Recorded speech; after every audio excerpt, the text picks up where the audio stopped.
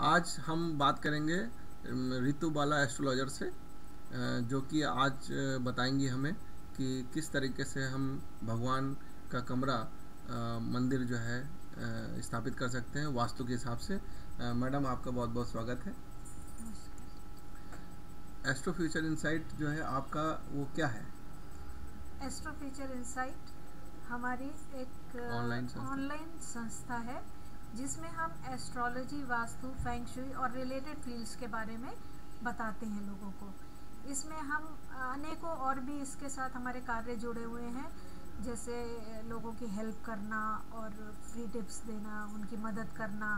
हम लोग camps organise करते हैं और इत्यादि हमारे कार्य हैं। तो आज मैडम आप क्या बताएंगी हमें मंदिर के बारे में? आज हमें आप बताने जा रही हैं। चूँकि नवरात्र चल रहा है तो लोग जो है मंदिर की स्थापना वास्तु के हिसाब से किस प्रकार करें, उसके बारे में आज हमें आप कुछ टिप्स दीजिए। बिल्कुल, मंदिर एक ऐसी जगह है जो हर किसी के घर में होती है और हर इंसान के घर में एक जगह होती है जिसमें वो स्पेशली थोड़ा टाइम जाके डिवोट करता है, पूजा करता है।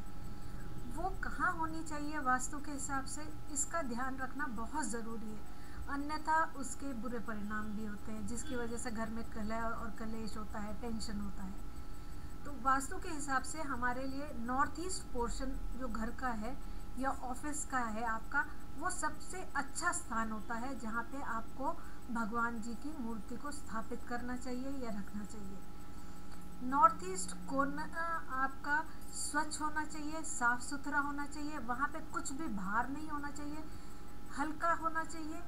और मंदिर आप वहाँ पे बनाएं तो ये बात का ध्यान रखें कि भगवान जी की मूर्ति जो है वो नॉर्थ ईस्ट में हो, ताकि आप जब मुंह करके खड़े हों भगवान की तरफ तो आपका फेस नॉर्थ ईस्ट में होना चाहिए, भगवान साउथ वेस्ट की तरफ देख रहे हों। इस बारे में लोग बहुत गलत तरीके से मूर्तियां अक्सर रख देते हैं, वो उल्टा रख देते हैं और खुद का फेस साउथ की तरफ कर लेते हैं, भगवान को ईस्ट में या नॉर्थ ईस्ट में रख लेते हैं।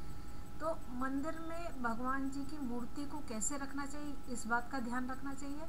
और दूसरा, अगर नॉर्थ ईस्ट कॉर्नर किसी कारणवश आपके घर में नहीं अवेलेबल है तो आप उसको नॉर्थ में बना सकते हैं भगवान के मंदिर को।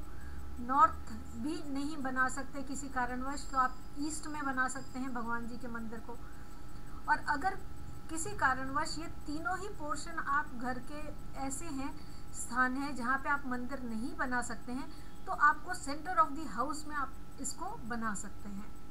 Centre of the house usually मुश्किल होता है, बट कभी कभी किसी किसी घर में ऐसी जगह होती है कि वो सेंटर ऑफ द हाउस में बना सकते हैं। अच्छा मैडम, ये जो आपने बताया कि डायरेक्शंस जो बताए हैं, इस डायरेक्शंस को हम जैसे दीवारों के सहारे या बिल्डिंग में या फ्लैट्स में हम दीवारों के सहारे जान सकते हैं कि किस तरफ हमने लगाएं?